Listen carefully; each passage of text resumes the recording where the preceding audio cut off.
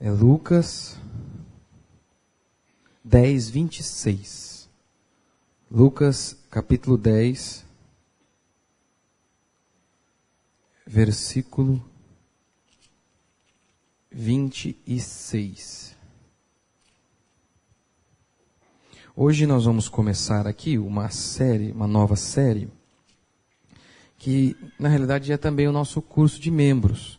Eu sei que a maioria já é membro, então para você que quer ser membro, você precisa participar dessa série, ouvir todas as pregações. Por algum motivo você não conseguir ouvir, depois você pega, mas você precisa ouvir. Para ser membro aqui, você precisa ouvir. E até para que você mesmo esteja... É uma coisa para você também, em primeiro lugar, para que você veja se você quer mesmo fazer parte dessa comunidade.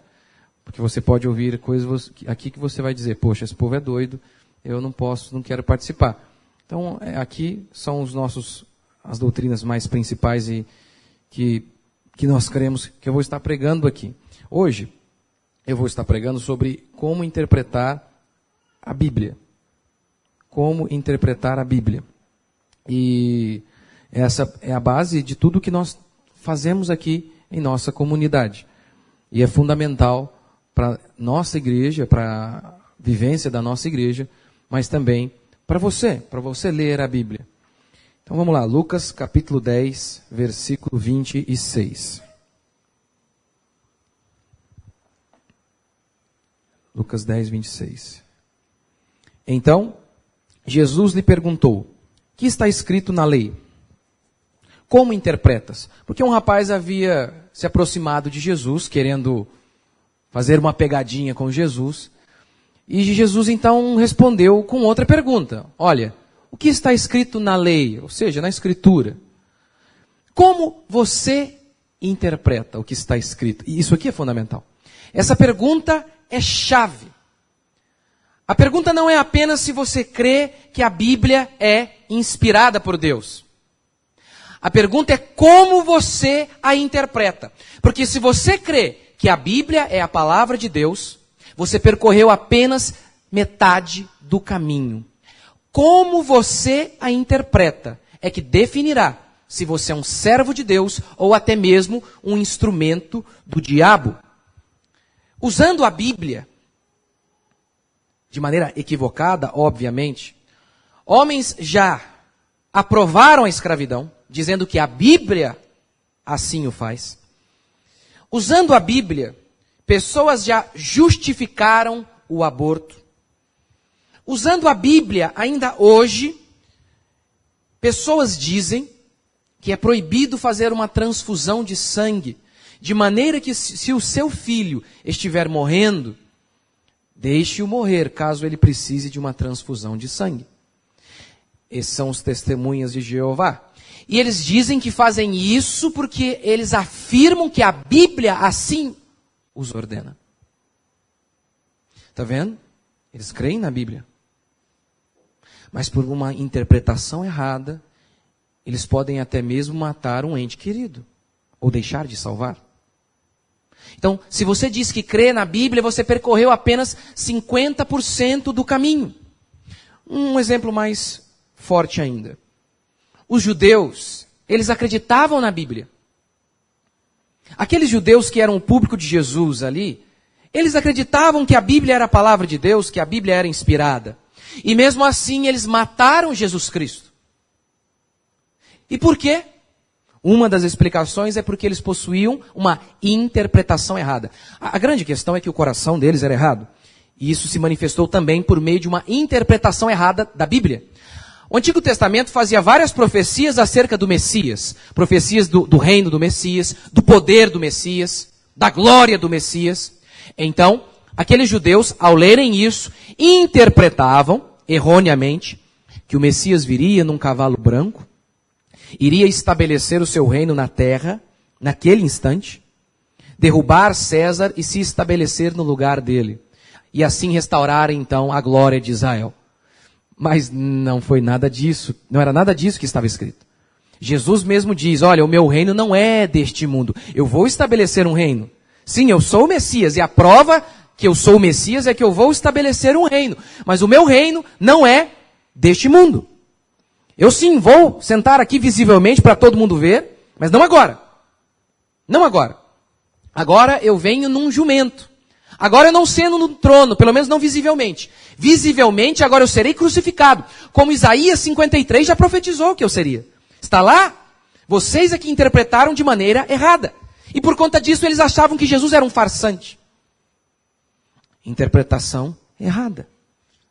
Eles frequentavam o templo, eles acreditavam na Bíblia, eles se diziam piedosos em Deus, e mesmo assim crucificaram Jesus Cristo. Paulo diz isso acerca dos judeus. Eu lhes dou testemunho de que eles têm zelo por Deus. Zelo, dedicação. Porém não com entendimento. Em outra passagem, Jesus diz aos judeus, errais, não conhecendo as Escrituras. Um judeu era ensinado a decorar grande parte do Antigo Testamento até os 14 anos. Como então Jesus diz que eles não conheciam? Eles liam, mas não entendiam. Eles liam, mas davam uma interpretação errada. E por isso, eles se constituíram nos maiores inimigos de Jesus Cristo. Eles eram, se a gente tentasse fazer um comparativo, aqueles judeus, aqueles fariseus, aqueles intérpretes da lei, eles seriam os pastores. Os homens que creem na Bíblia, os homens que trabalham no templo, e são os homens que mataram Jesus Cristo. Aqueles judeus, hoje, eles são os cristãos. Aqueles judeus que mataram Jesus Cristo. Os cristãos, os falsos cristãos. Eles creem na Bíblia, eles dizem servir a Deus, dizem servir a Jesus Cristo, falam que a Bíblia é a palavra de Deus. No entanto, eles, por um entendimento errado, são um dos grandes inimigos da igreja verdadeira e da fé cristã. Porque a interpretam de maneira errada. É disso que nós vamos falar.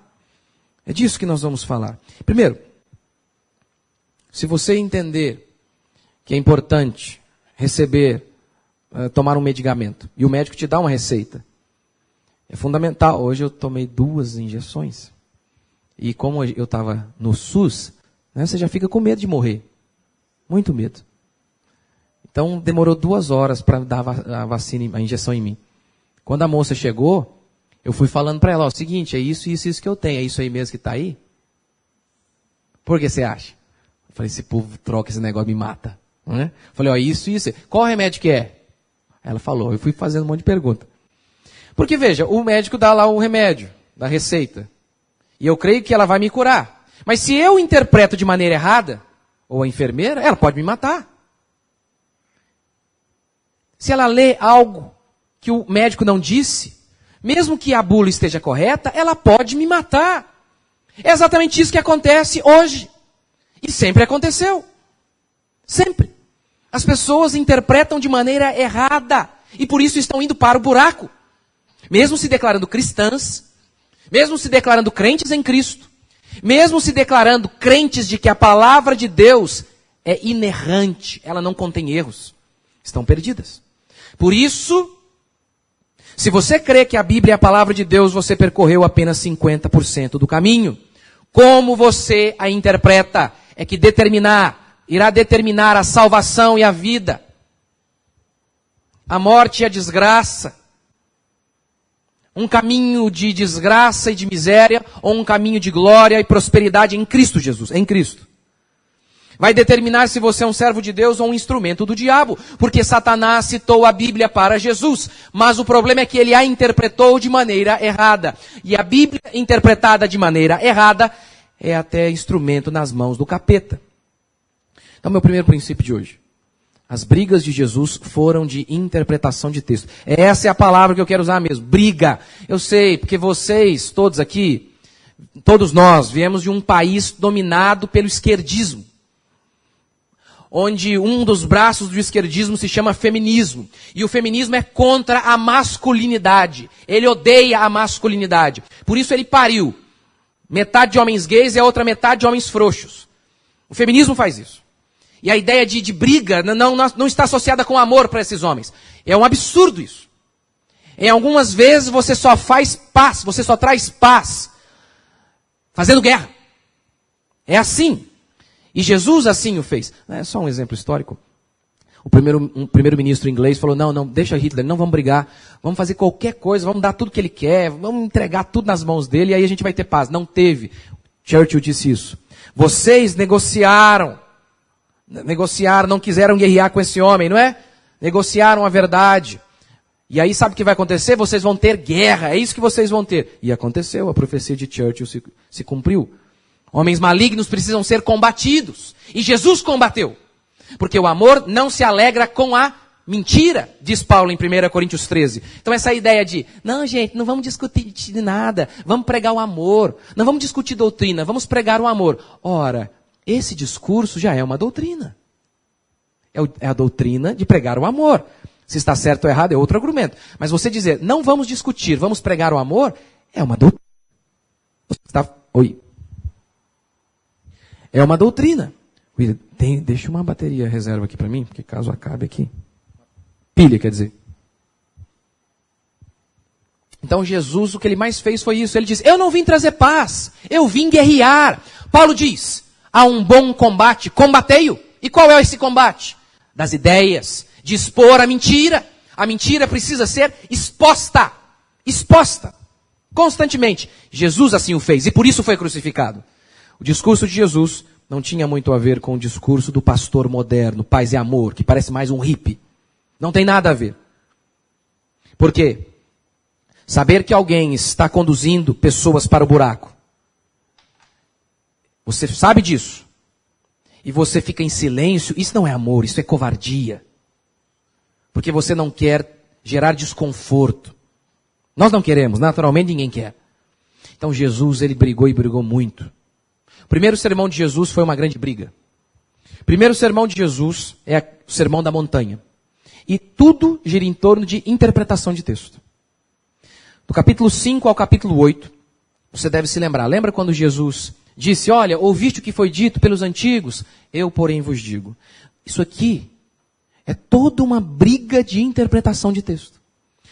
O que talvez você já ouviu acerca desse texto é o seguinte. A interpretação moderna é, olha, Jesus disse, né, por exemplo, ouviste o que foi dito pelos antigos, não adulterarás, eu, porém, vos digo, aquele que olhar com intenção impura já adulterou. E como os pastores modernos interpretam isso? Eles dizem assim, o ouviste o que foi dito era a lei. O eu, porém, vos digo é a era da graça, do Novo Testamento. No Antigo Testamento não podia adulterar. No Novo não pode adulterar e nem mesmo ter mente impura. Ou seja, eles estão dizendo que Jesus alterou, ampliou a lei. Não é isso. Não é nada disso o significado do texto. Por quê? Primeiro, que antes de Jesus começar o Sermão da Montanha, ele diz assim, eu não vim revogar a lei. Revogar um termo jurídico, que significa, eu não vim alterar, ampliar, mudar. Não vim. Antes de começar a pregar, ele já dá a dica. Então, o que acontece aqui? Jesus não está trazendo uma nova lei. Jesus está reinterpretando. Porque os mestres judeus haviam interpretado a Bíblia de maneira errada. Para um mestre judeu, o adultério acontecia apenas se eu entrasse no motel. Para Jesus, quando o motel entra no seu quarto, já é adultério. E a lei já dizia isso. Olha, veja. Quando Jesus cita a Escritura, ele diz assim, está escrito. Ele não diz isso aqui no Sermão da Montanha. Ele diz, ouviste o que foi dito pelos antigos? Ouviram? É mais ou menos assim, ó. Sabe como que os antigos interpretavam a lei? Para eles, o adultério era apenas ir para o motel. Essa não é a interpretação correta da lei. Ter intenção impura já é adultério. E eu vou te dar a prova. Qual era o mandamento final da lei? Não cobice. O que é cobiçar? É ter a intenção impura no coração. Ou seja, na ideinha desses pastores, no Antigo Testamento, Deus não ligava que você pintasse e bordasse aqui na sua cabeça. Você podia, desde que você não fosse um motel, todos os motéis do mundo podiam existir aqui na sua cabeça. No Novo Testamento, Deus fala assim, gente, onde que eu estava com a cabeça? Como é que eu deixei passar isso? Vamos mudar o negócio aqui, vamos dar uma ampliada, vamos dar uma melhorada no negócio? Porque eu não tinha notado isso aí, que estava errado. Não, vamos consertar o negócio. Não. Jesus passa todo o sermão da montanha dizendo, ouviste o que foi dito pelos antigos? Eles interpretaram de maneira errada para vocês. Eu vou dar a interpretação correta para vocês do texto. E por conta dessa interpretação errada, os judeus se consideravam salvos. Por quê? Porque eles achavam que a lei era apenas uma questão visível. Não tinha a ver com o coração. Não, Jesus vem e mostra, não, o pecado não acontece apenas visivelmente aí. Ele acontece no seu coração, com intenção impura, com desejo de matar. O homicídio não é apenas dar um tiro no outro. Se você chamar o seu irmão de tolo, diz Jesus, você já matou. É o que ele disse. Ouviste que foi dito pelos antigos, não matarás? Eu, porém, vos digo, chamar o seu irmão de tolo já é um assassinato, já é pecado. Mas como o judeu tinha uma interpretação limitada da lei, ele não sabia que a lei atingia os nossos pensamentos, o nosso coração, o judeu se considerava bom. Paulo diz isso. Eu era irrepreensível perante a lei. Ora, quem é irrepreensível perante a lei? Por que ele dizia que era irrepreensível perante a lei? Ele diz, ora, mas quando a lei me falou, não cobice, aí eu entendi que não era. Ou seja, todos aqueles judeus, eles não receberam a salvação de Jesus Cristo porque eles se achavam bons. E por que eles se achavam bons? Porque eles interpretavam a lei de maneira limitada. E da maneira limitada que eles interpretavam, eles achavam que a obedeciam de maneira integral. Então Jesus vem, interpreta de maneira correta, e instantaneamente todos se veem perdidos. Eles percebem, nossa, então nós estamos em pecado. Exatamente. Então, por conta de uma interpretação errada, eles estavam indo para o buraco. Os escribas, os fariseus, eram pessoas amantes da palavra. Que se diziam amantes da palavra. Há algumas histórias que dizem que os escribas eram aqueles homens que faziam cópias da Bíblia. Haja visto que naquela época não existia a prensa, a gráfica em larga escala. Então, era necessário que se fizesse cópias de maneira manual. E eles então faziam cópias. Mas dizem alguns estudiosos que quando eles chegavam na palavra Deus, eles então trocavam a pena que eles escreviam, pegavam uma pena especial, se ajoelhavam, levantavam e aí então escreviam o nome do Senhor. É história, não sabemos se é lenda. Outro exemplo de o quanto que pareciam que eles respeitavam a Bíblia, eles carregavam filactérios nos braços. Eram pequenas caixinhas onde eles carregavam versículos bíblicos. Para dizer, nós respeitamos a palavra de Deus. Eles colocavam versículos bíblicos no umbral da porta de suas casas. Eles acreditavam na Bíblia. Eles se diziam amantes dela. A carregavam por onde iam. No entanto, eles mataram Jesus Cristo. É o que acontece hoje.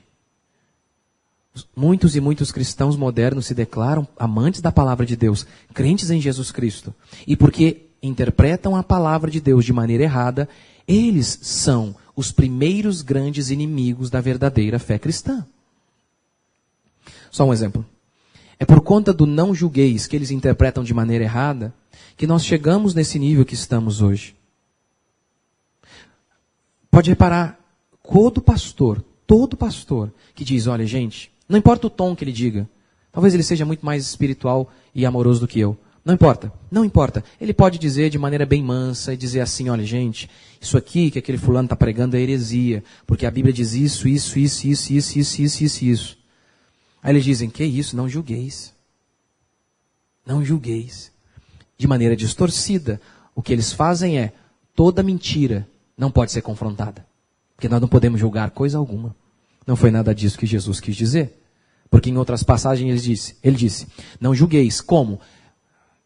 Pela aparência. Julguem pela reta justiça. O homem espiritual julga todas as coisas. Como pregar o Evangelho?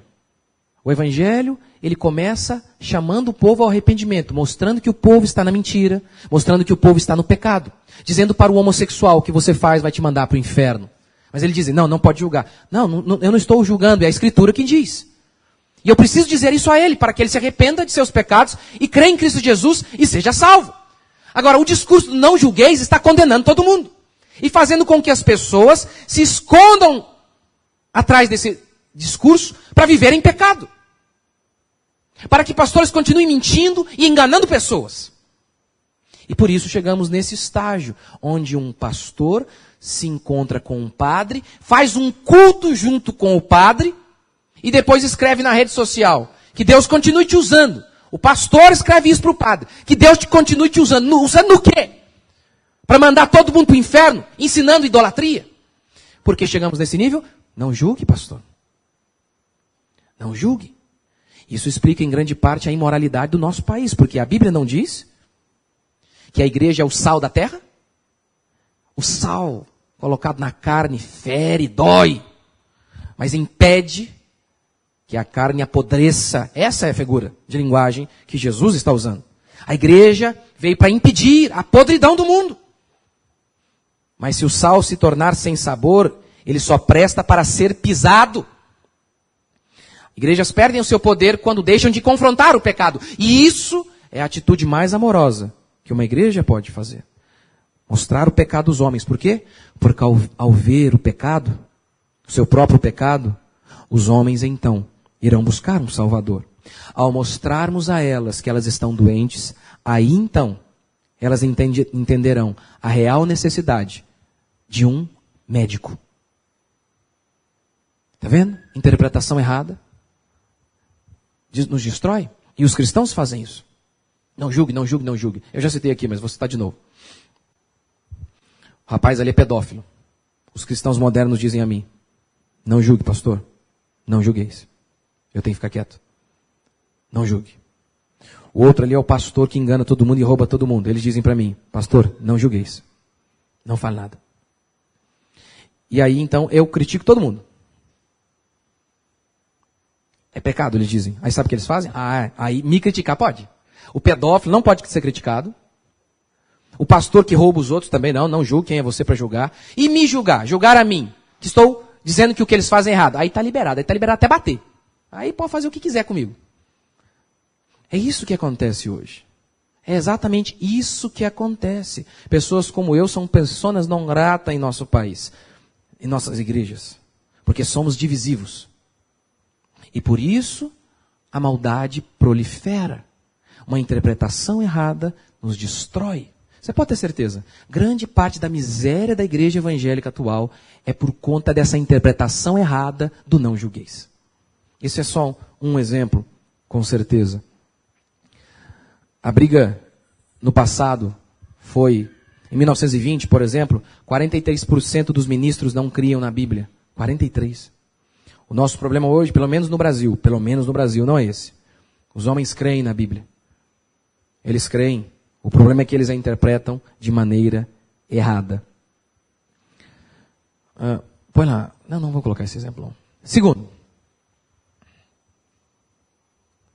O falso e o verdadeiro servo do Senhor, ou profeta, se definem pela interpretação.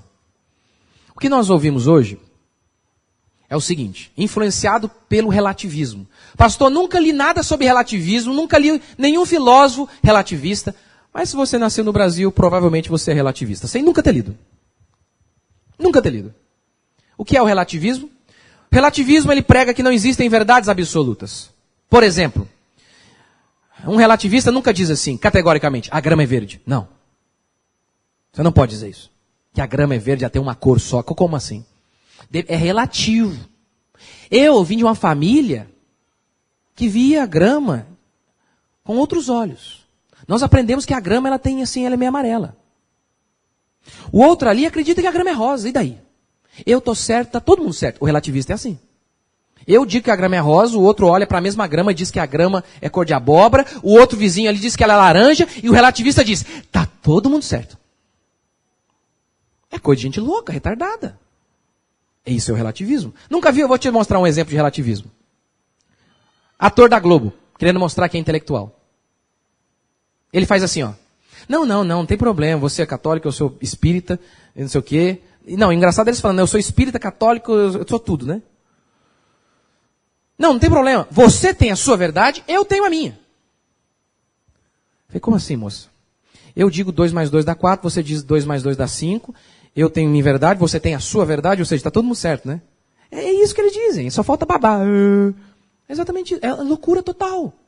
E a gente ouve essas coisas e acha que é normal. E isso vem para a igreja. Isso é um pensamento mundano, porque a Bíblia está cheia de verdades absolutas, toda ela. Por exemplo, há uma verdade absoluta, o casamento entre um homem e uma mulher, tudo que passar disso é mentira. Tudo. Aí eles dizem, não, é relativo. Por que não pode haver amor entre um homem e outro homem? Por que não pode haver amor até entre um homem e uma criança? Não, pastor, esse discurso não vai chegar aqui. Já chegou, querido. Já chegou. Já há gente em nosso país defendendo isso. Já não há emissoras de televisão bem globais que já estão estimulando o incesto? Não, essas coisas não vão acontecer aqui. Há 10, 15 anos atrás você conseguiria crer num Pablo Vittar? Conseguiria? Há 30 anos atrás, você conseguiria imaginar que chegaremos num dia onde as pessoas ficariam apavoradas e com medo de dizer que o homossexualismo é abominável? Você conseguiria imaginar isso? Chegamos a esse nível. Estamos indo a cada dia para um buraco mais fundo. E um dos motivos? O relativismo. Tudo é relativo. Não há verdades absolutas, não há um Deus absoluto. Não há um estilo de família que é absoluta. Apenas um jeito de ser família. Não, há vários. E as pessoas trazem isso para a igreja. O mundanismo vai entrando na igreja. As pessoas chegam e dizem, não, peraí. O pastor daqui, o pastor Rodrigo, ele prega A. Da esquina ali prega B. Mas é todo mundo de Deus. Não pode. Não tem como. Se eu falo algo, ele fala algo totalmente diferente. Alguém está errado, gente. Ou eu ou ele. Óbvio, há assuntos na Bíblia que são secundários. E mesmo entre homens de Deus há divergências, com certeza. Porque a Bíblia é difícil. Mas no seu escopo geral, naquela parte central, não pode haver divergências. As igrejas espalhadas pelo mundo, as igrejas do Senhor, as verdadeiras igrejas, elas existem em unidade, sim. Você pode ouvir pastores lá do outro lado do mundo e pregando a mesma coisa. Num estilo um pouco diferente, porque Deus nos fez únicos e cada ser humano é de um jeito único. Então o pastor, ele não é uma máquina, ele não é um robô. Então a sua personalidade também está ali no sermão. O seu jeito de comunicar o texto. Mas há sim unidade. Mas eles dizem, não. Nada de discutir, não é importante discutir. Isso aí é bobeira. Cada um tem a sua verdade, não importa o que, está todo mundo certo. Não é assim. Eu vou dar uma ilustração que eu sempre dou. É assim. Eu estou morrendo, é a ilustração, tá? Alguns iam falar, aleluia, Senhor. E aí eu faço o seguinte.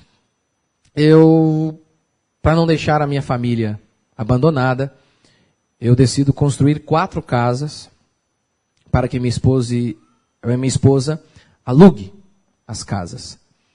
Então eu faço o seguinte, para adiantar o serviço, eu pego a mesma planta, eu quero 4 casas iguais.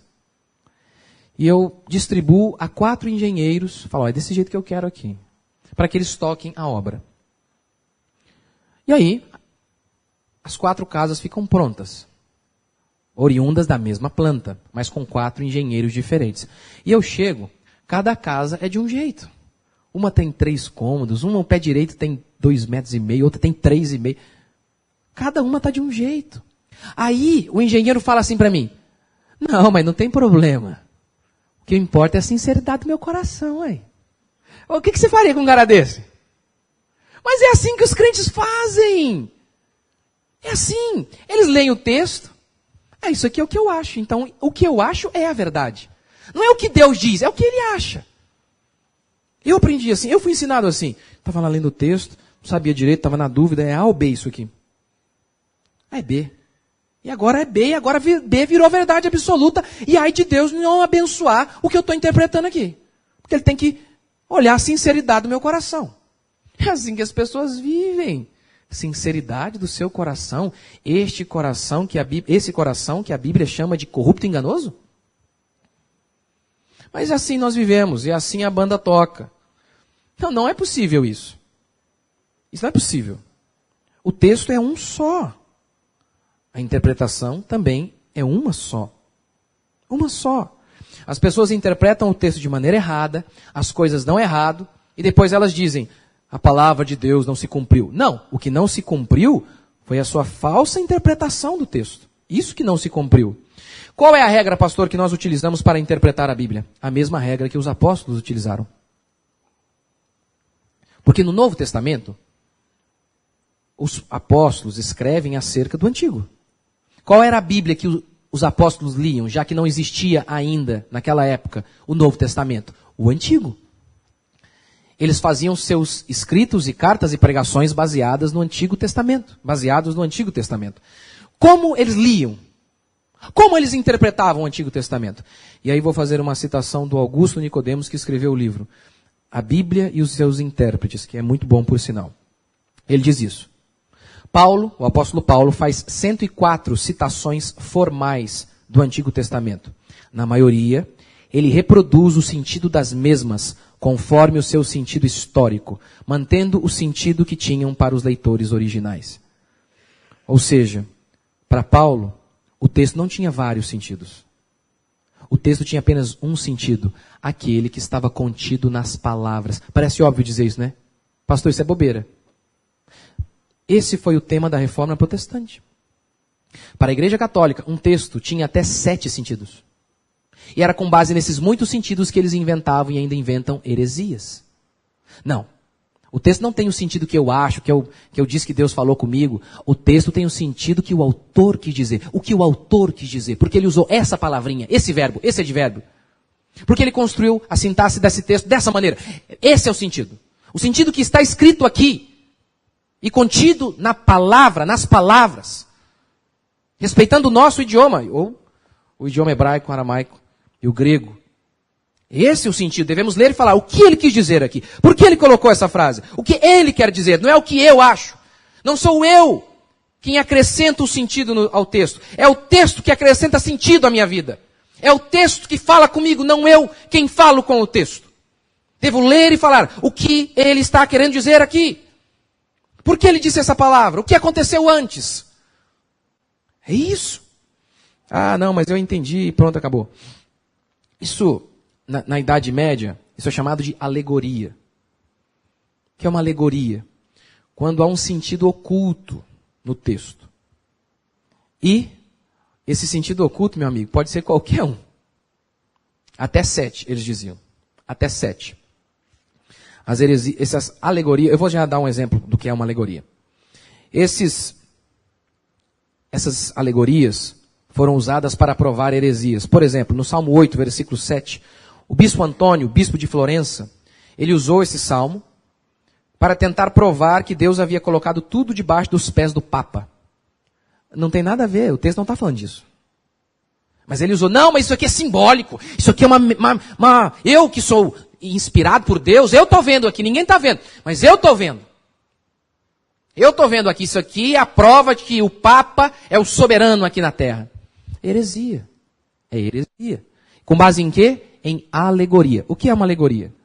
Eu vou dar uma ilustração.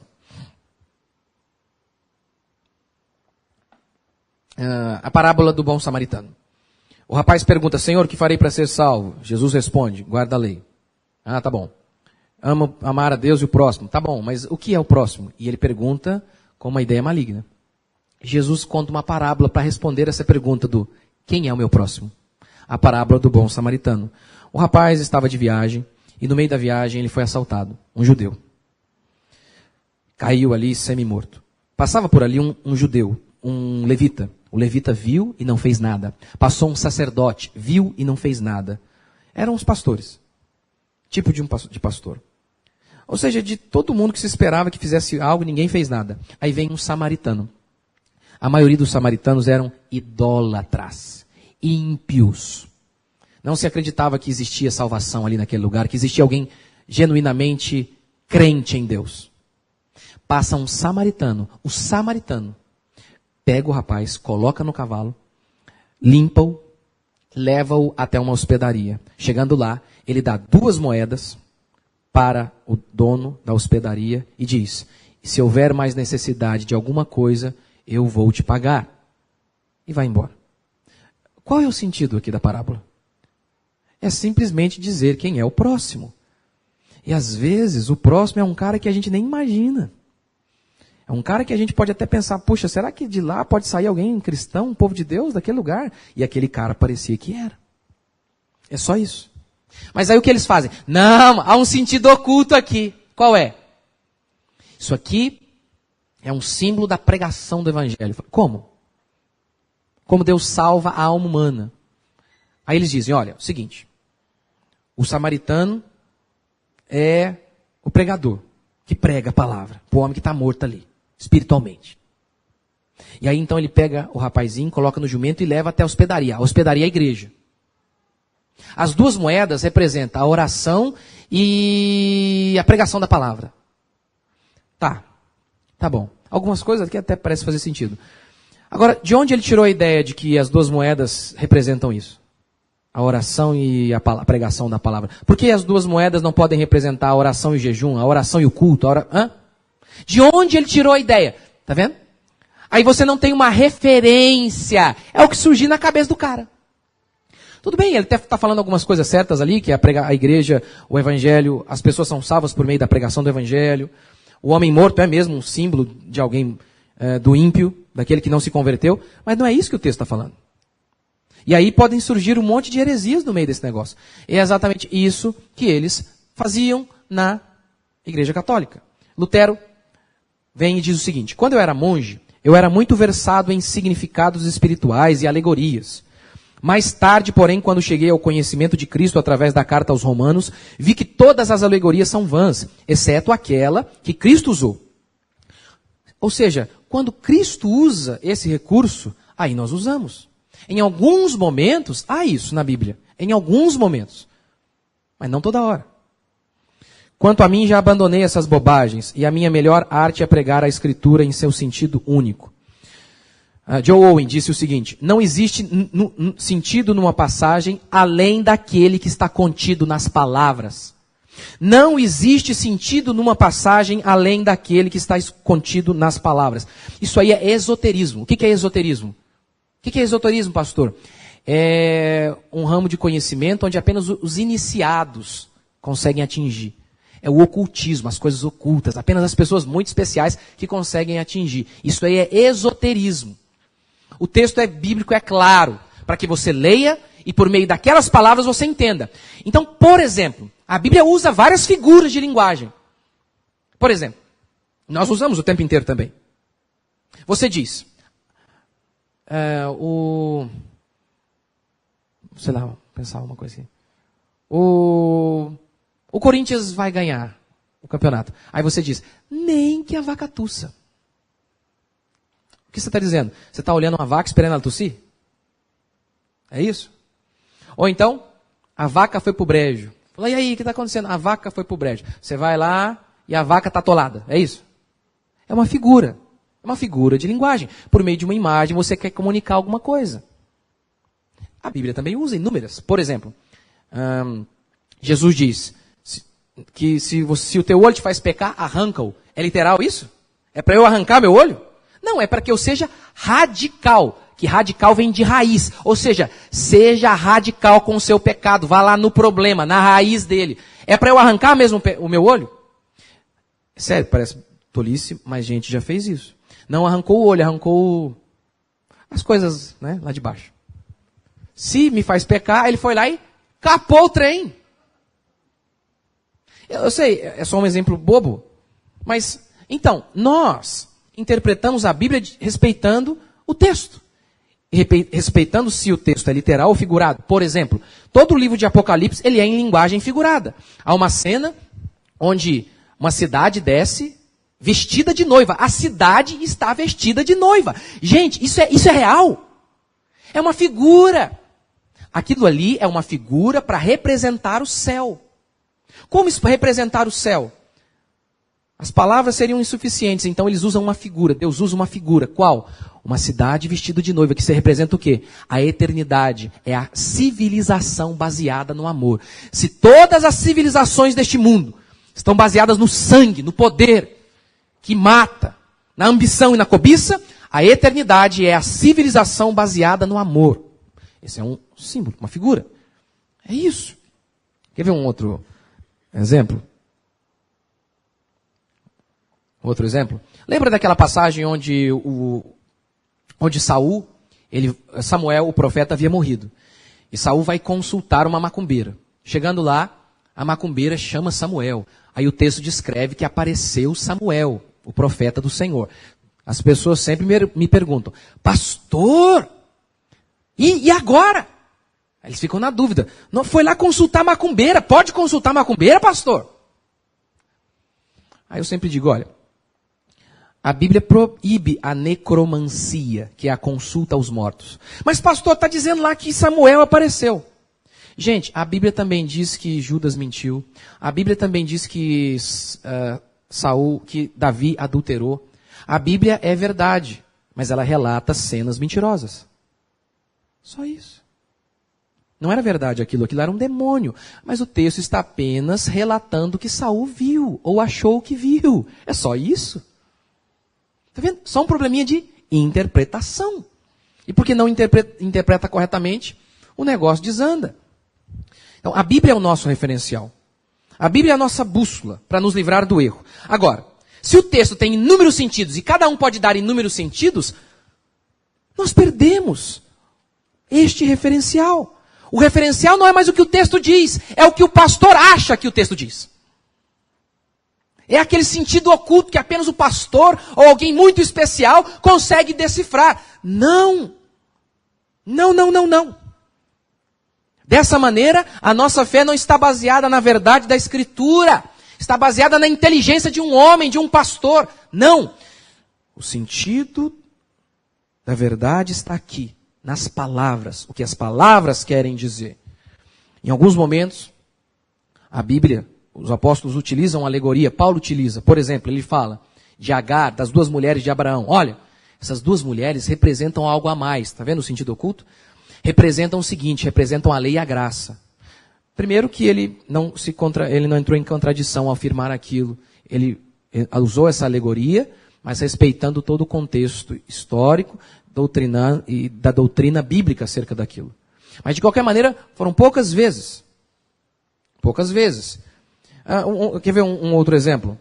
Êxodo, 1 Pedro, eu coloquei? Põe lá, deixa eu ver. 1 Pedro. Os quais, no outro tempo, foram desobedientes quanto à longanimidade de Deus aguardava nos dias de Noé, enquanto se preparava a arca, no qual poucos, a saber, 8 pessoas foram salvas através da água. Era o versículo do 20... O outro você não colocou? Ah, tá aí. A qual, figurando o batismo, agora também vos salva. Está vendo? Figurando. O que aconteceu lá com Noé? O juízo de Deus veio e matou todo mundo. Aí teve o dilúvio, não é? Por meio do dilúvio todo mundo morreu. Aí Pedro vem e diz, gente, aquilo lá é uma figura da gente. Isso aconteceu com a gente também, não é? Isso aconteceu com a gente. O juízo de Deus veio, mas por meio do batismo, que é só uma expressão da nossa fé em Cristo Jesus, nós somos salvos. Ele está usando uma alegoria que ele está pegando aquele evento histórico e aplicando nas nossas vidas aquilo que aconteceu, aquele fato físico ali da chuva, da arca de Noé sendo protegido, e aplicou um sentido espiritual nas nossas vidas. Mas ainda assim, quando eles o fazem, eles não entram em contradição com a Escritura e usam mais com coisas que são claras. Como por exemplo, Moisés, a Bíblia fala que quando Israel passa pelo Mar Vermelho, aquilo ali é uma figura também do nosso batismo. Israel estava no Egito, Israel passou pelo Mar Vermelho, ficou em Canaã 40 anos, e por fim ficou no deserto por 40 anos, e por fim entrou em Canaã, a terra que manava leite e mel. É claro que aquilo ali é uma figura da nossa jornada espiritual. Nós estávamos no mundo, nós fomos salvos, nós vivemos nesse mundo que é um deserto, para então chegar à nossa pátria celestial, que é a Canaã celestial, o lugar que mana leite e mel, de prazer e glória.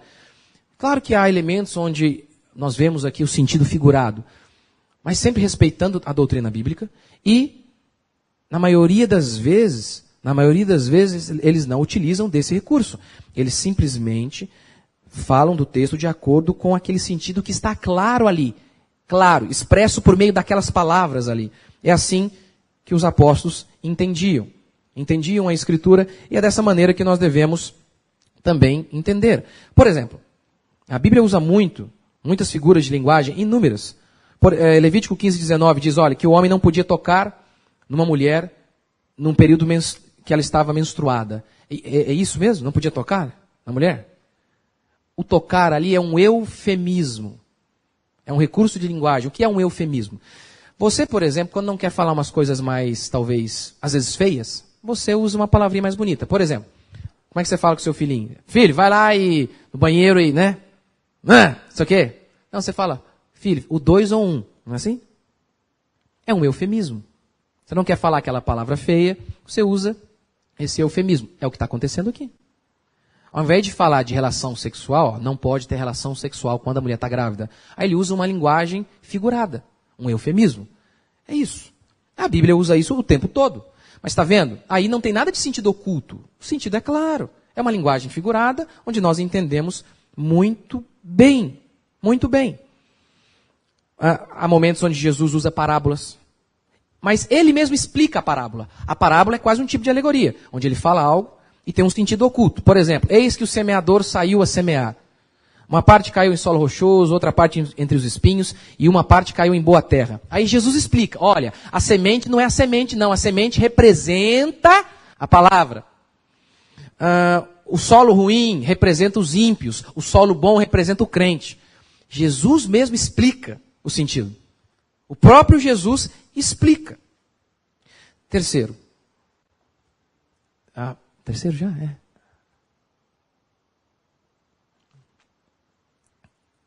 Pode passar, pode passar. Acabei falando isso aí sem mencionar, né? Terceiro, respeite o contexto. O contexto bíblico. Você já viu aquele negocinho de Bíblia, de caixinha de promessa? Quantos já viram aqui? Não estou perguntando quantos tem, né? Isso aí é do capeta, tá? É o que? Tarô gospel agora? É o quê? O que é isso, gente? É biscoitinho chinês? Isso é loucura. Loucura total. A gente precisa respeitar o contexto. O contexto da palavra de Deus. O cara vai lá, pega um trechinho, por exemplo. Vai lá, deixa eu ver hoje. Parece horóscopo, sei lá o quê. Gente, você sabe que horóscopo... Eu preciso falar isso, que horóscopo é do capeta? Que crente não tem. Você é de Sagitário ou de Leão? Eu sou de Jesus. Sagitário. Você não faz isso não, né? Não existe isso não aqui, né? Pelo amor de Deus. Estou ensinando, não tem problema. Não sabia, aprendeu agora. Aí está lá, ele pega uma parte da Bíblia, um texto, na caixinha de promessa, ou na Bíblia mesmo. Ele quer um emprego, por exemplo. Aí uma hora ele lê lá um texto lá. E Josué foi e venceu a batalha. Tá vendo? Isso aqui é sinal de Deus. Esse emprego é meu, já era. Não, peraí. Não é assim não. Não é assim que você sabe as coisas. Não é dessa maneira. Você está utilizando a Bíblia de maneira errada. Para você descobrir algo, você precisa respeitar a Bíblia, respeitar o contexto, respeitar o que a Bíblia, num contexto geral, fala sobre esse assunto. Então, vamos lá, vou te dar um exemplo. É o mais fácil e hilário que eu acho. Eu vou lá e escrevo... Eu não. O fulano escreve para o seu marido. Assim, ó. E você chega lá e vê no zap lá. Ricardão mandou para o seu marido, assim. O zap. João, Trinca-Ferro. Aí ele escreveu assim, ó. O teu amor por mim supera o amor de mulheres. Fala a verdade, irmãos. O que você vai pensar do Ricardão? Ricardão é Pablo Vittar, né? Hã? Você pega só essa frase, só essa frase. Ricardão mandou para o seu marido. Teu amor por mim é maior que o amor de mulheres. Sem sacanagem. Você não vai falar que ele é... É ou não é? Menino ou menina? É? Certeza. Certeza. É com base nesse texto, isso está na Bíblia, que no Rio de Janeiro, uma igreja declara que o casamento gay é bíblico. Eu sei, eu estou usando um exemplo bem ridículo, né? Porque é mais fácil, apenas para ser mais didático. Foi Davi quem disse isso para Jonatas. Aí eles dizem, tá vendo? Davi era gay, por conta dessa frase. Se você pega só esse texto, isolado do contexto imediato e do contexto de toda a história de Davi, talvez você pense que Davi é gay. Mas se você já sabe que Davi, ele tinha um monte de mulher, não satisfeita, ainda saiu com a mulher dos outros, você fala, não, o problema de Davi não... Meu amigo, o problema de Davi não era que ele gostava de homem, ele gostava de mulher e muita mulher. Não era pouco, não. O homem era terrível. O homem tinha um monte de mulher, passava uma na rua e falava, essa é minha também. Tem marido, não quero saber. O homem era terrível. Qual é o contexto da história? O pai de Jonatas era amigo de Davi. O pai dele era rei. Ou seja, Jonatas era o legítimo sucessor ao trono. Mas Jonatas fez de tudo para ajudar Davi, que era alguém que havia sido escolhido por Deus para ser rei. Tudo que ele fazia era como se dissesse: Davi, está aqui, ó. O que eu puder te ajudar para que você seja rei, está aqui. Então, quando você lê, com base em todo esse contexto, esse versículo que Davi diz: teu amor por mim é maior que o amor de mulheres, você entende rapidamente o que significa. E significa: o que você fez por mim, Jonatas, nem as minhas mulheres fizeram. Mais do que a vida, você deu o seu reino. É isso? Simples. Então você precisa entender o texto. Por isso que caixinha da promessa é heresia. É roleta russa, gospel. Sabe o que é roleta russa? Gospel. Já sabe o que é roleta russa, né? O cara vai lá, pega a arma lá, coloca uma bala e gira. Aí põe na cabeça. O povo faz isso com a Bíblia. Roleta russa, gospel. Ele: Senhor, fala comigo, opa! O povo faz isso. Vou te contar uma história que eu ouvi, pelo menos falaram que é verdade. O rapaz fez isso um dia, o filho dele estava doente. Senhor, fala comigo. Aí caiu naquela passagem que diz assim, ó: esta doença não é para a morte. E o moleque morreu. O filho dele morreu. Como é que pode uma coincidência tão grande? Talvez a explicação seja: quando você se utiliza da Bíblia de maneira errada, até o capeta pousa do seu lado. Até o capeta abraça você e fala: tamo junto. Acho que eu coloquei 1 Timóteo. Colocou, William? Não? Não? 1 Timóteo 1,8 diz: a lei é boa se alguém dela se utiliza de modo legítimo. Ela é boa se você a utiliza de modo legítimo. O remédio é bom se você souber usá-lo. Senão ele pode te matar. Pode te matar. Um outro exemplo. A moça quer casar. Como é que ela faz? Ela faz de tudo, né? Os mais carnais: Senhor, Senhor, Senhor, se amanhecer ensolarado amanhã é de Deus. Outros estão lendo a Bíblia e então ele lê lá qualquer coisa, não interessa o que, a pessoa só enxerga o rapaz. Ela enxerga lá que um dia Paulo estava indo para um lugar e o negócio deu errado, mas aí o Senhor abriu uma porta miraculosa e Paulo conseguiu fazer o que ele queria. Aí ela fala: tá vendo, isso aqui é a prova de que Deus vai abrir as portas. Esse rapaz é de Deus para mim. Não, não é assim que você interpreta algo. Ele abre lá na passagem que ele está lendo. Não, tá vendo? A mesma história igual a minha. Não, não é assim. É assim que você interpreta. Primeiro, o cara é crente? O cara é crente? A Bíblia diz: não há associação entre crente e incrédulo. Não há. Isso é fato pacífico, ponto pacífico. Não dá certo. Depois, aí você vai vendo outras características. O cara é honesto, o cara é trabalhador, ele gosta da enxada.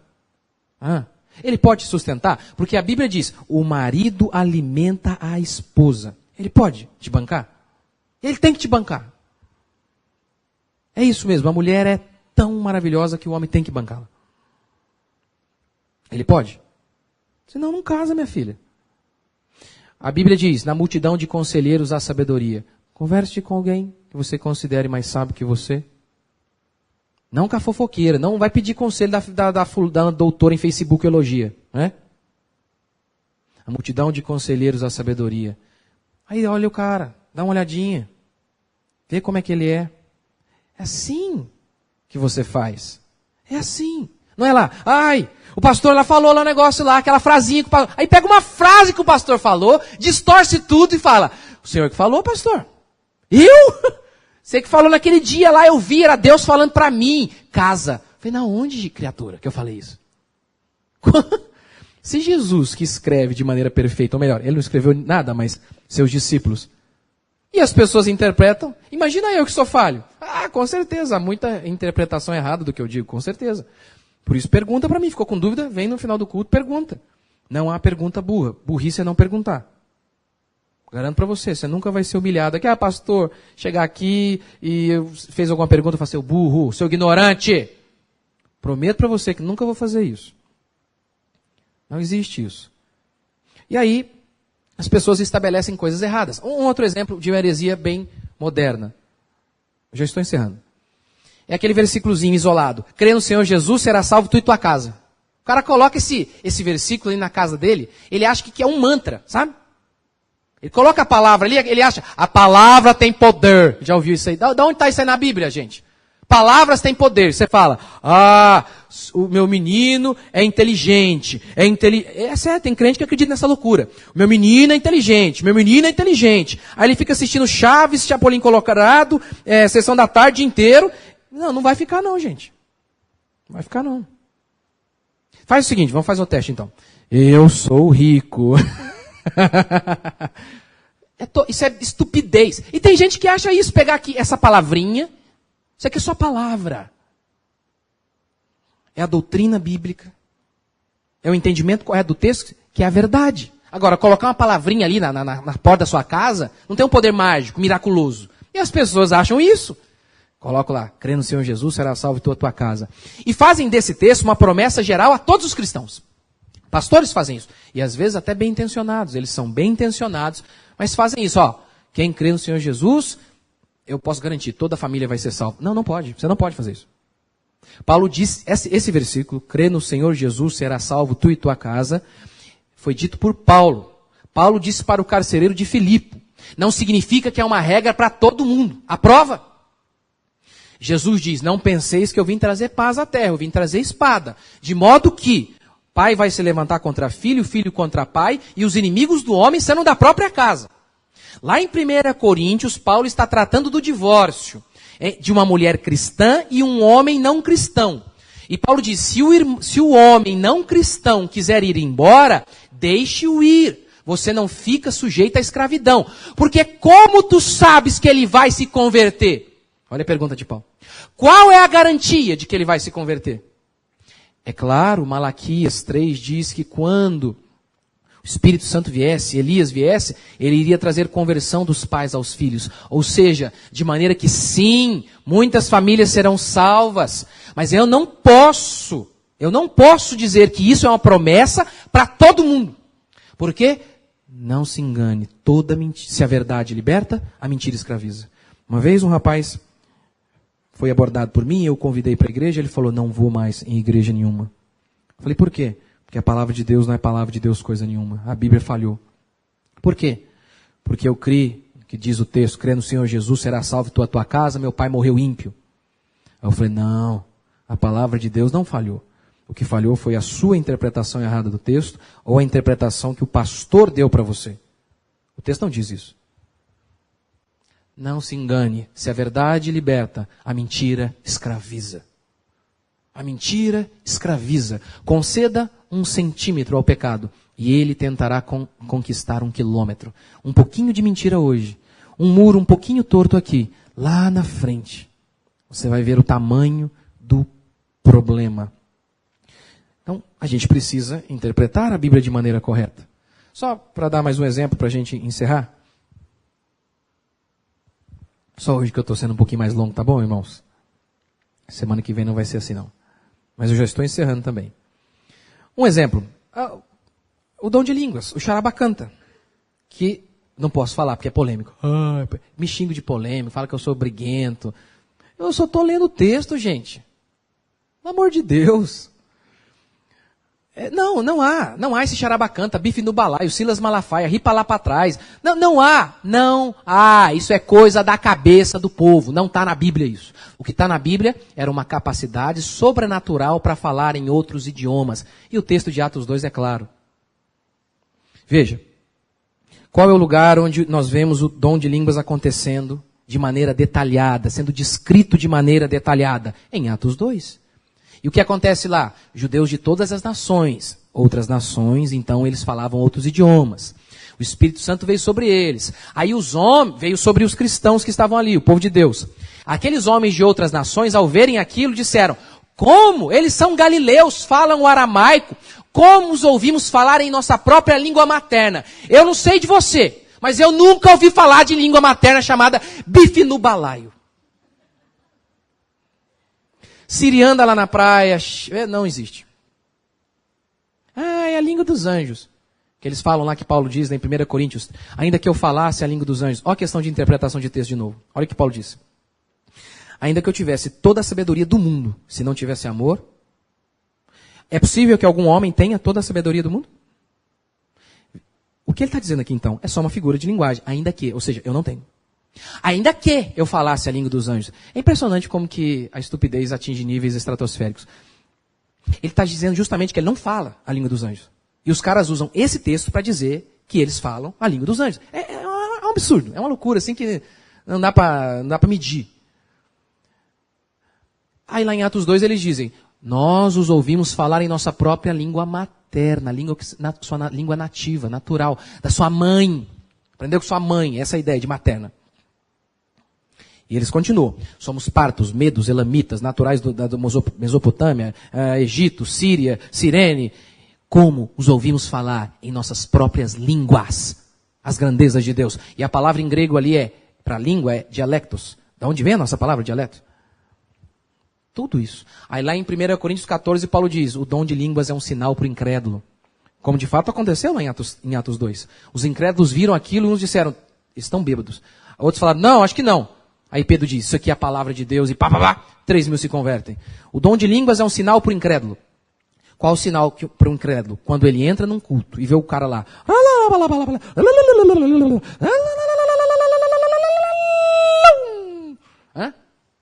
Senão o sinal de que esse povo é louco. É só uma questão de interpretar o texto. E obviamente a história também nos ajuda. Durante toda a história da igreja, apenas movimentos heréticos alegaram falar em línguas. Por exemplo, os primeiros 500 anos da história da igreja, Montano. Nessas línguas aí do Charabacanta aí, né?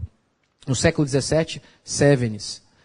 No século XVIII, os Shakers, com a sua fundadora da seita, a mãe Anli. Sabe o que ela dizia? Que ela era o equivalente feminino de Jesus. Ela era um tipo de Jesus. E essa mulher dizia falar em ripalá para trás, bife no balaio. Em toda a história da igreja, só herege, que a igreja considerou herege, fez isso. Não sou eu quem sou moderno. Ao dizer que o charabacanta que eles falam é errado, não sou eu. São eles que são modernos. E mais recentemente, essas igrejas pentecostais surgem em 1906 na Rua Azusa, com um amontoado de moleque louco.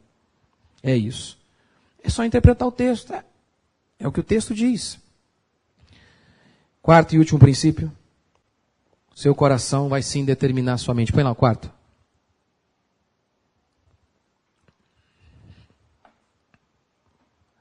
Quarto.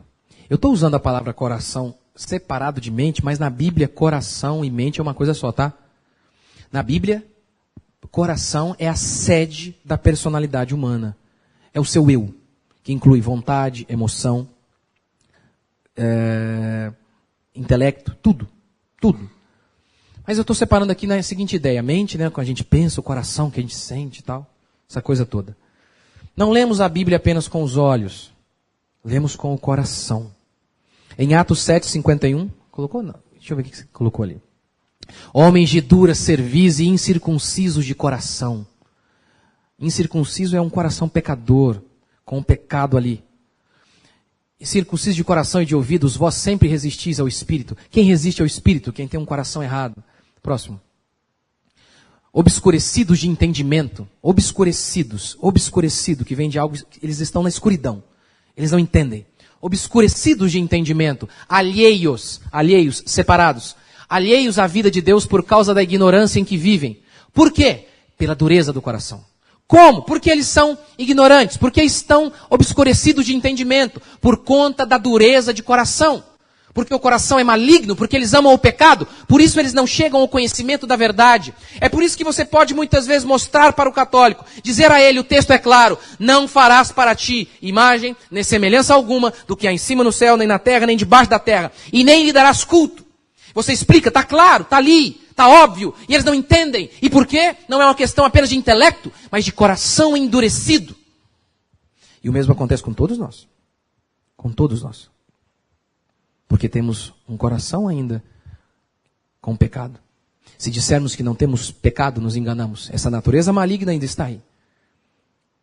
Amamos o nosso pecado de uma maneira tão grande que nos tornamos ignorantes, que não conseguimos enxergar a verdade, por conta de um coração duro. por conta de um coração duro. Porque eles não conseguem entender? Porque eles mesmos cegaram seus próprios olhos. Eles são cegos porque eles mesmos furaram seus próprios olhos. Nós fazemos isso constantemente. Constantemente. O texto é claro e não conseguimos entender. Por quê? Porque queremos o pecado. Um exemplo. O cara, ele casa com a mulher, ele entende claramente que não pode divorciar. Aí a mulher dele começa a dar pipoco e ele fica na dúvida. Mas será? Hã? Será que aquilo que Deus ajuntou não separe o homem? Mas que homem? Hã? Aí ele começa a ter dúvida. Põe o próximo. Próximo. O julgamento é este, que a luz veio ao mundo, e os homens amaram mais as trevas do que a luz, porque as suas obras eram más. Olha o sentido do texto aqui, uma linguagem figurada. Quem é a luz? Jesus é a luz. Os homens amaram o pecado, as trevas são o pecado. Os homens amaram o pecado. Jesus veio, mas os homens o rejeitaram. Por que o rejeitaram? Porque eles amavam o pecado. É isso que o texto nos diz. Portanto, o que nós estamos hoje aqui tentando dizer é, o texto tem apenas um sentido, aquele que está ali, claro, nas palavras. Quando o texto é figurado, nós o interpretamos de maneira figurada. Como aqui, por exemplo. Neste texto de João 3,19. Como em Apocalipse. Como nas parábolas. Mas o texto não tem um sentido oculto, onde apenas alguns homens especiais conseguem decifrar para nós. Não. O texto está aqui. E se nós estudarmos, nós entenderemos. O texto tem apenas um sentido, aquele que o autor quis transmitir. E o pastor não está aqui para falar o que ele acha, o que pensa. Você também não está aqui para dizer, eu acho que é isso. Não. Você, ao se posicionar diante da Bíblia, deve ter a mesma posição de Moisés lá em Canaã. Naquele lugar, no deserto com Deus. Tira a sandália dos seus pés, porque o lugar onde você está é santo. É sagrado, exige reverência. E, obviamente, por isso você precisa ter a certeza de frequentar uma igreja onde o pastor é honesto e realmente dedicado à pregação da palavra. Porque lembra como o eunuco disse? Como entenderei se ninguém me explicar? Você precisa frequentar um lugar onde você tenha certeza de que o pastor que está ali na frente está completamente determinado a deixar que o texto fale com ele e conosco. E não que ele fale com o texto. Que o texto traga as verdades que nós precisamos ouvir. Que o texto direcione os nossos caminhos. E não que nós venhamos a dar direção ao texto. E que ele esteja realmente comprometido com o ensino verdadeiro que diz respeito a isso. O que o autor quis dizer? Porque ele usou essa palavra, essa vírgula, o quê? Por isso então Paulo diz, Deus levantou os pastores e mestres para ensinar a palavra de Deus ao seu povo, para que o povo seja aperfeiçoado.